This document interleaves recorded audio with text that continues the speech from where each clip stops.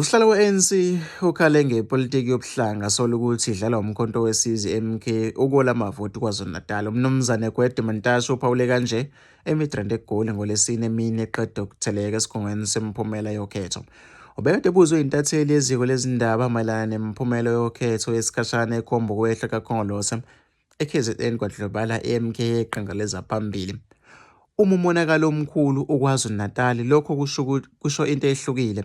Ukhomba ipolitiki yobuhlanga yamaZulu okungamele ke sizikhathaze ngayo. Lolu hlobo lolu uhlobo lepolitiki olusibuyisela emuva futhi ke esolaphelelwa isikhathi kusho ke uMantashe.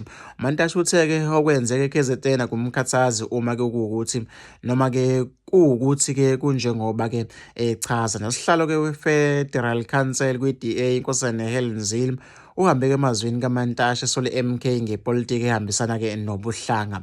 Udalela ukuthi ke isizwe samaZulu singesikhulu futhi ke sinamandla wathi ke imiphumela yokhetho ikhombisa ukudlodlobala kwe-MK KwaZulu-Natal, eMpumalanga nasezingxenyeni ke zaseGauteng. Ukhale ngobube balolu hlobo lwepolitiki wathi ke abantu ababeke besayibheka imigomo nezisekelo okwakhele kuzona ke iqembu bagxila ke ekutheni iqembu lephethwe umuntu wohlanga olufana ke nolwakhe. MK ithi ke ibheke phambili ukulungisa kumonakalo sowenzekile kulelizwe ngesikhathi ke simoshekile.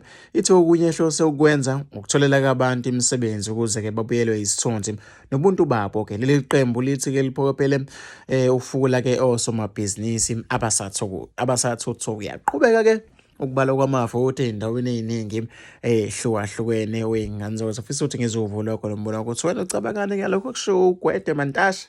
Asihlake lapha kwi-comment section.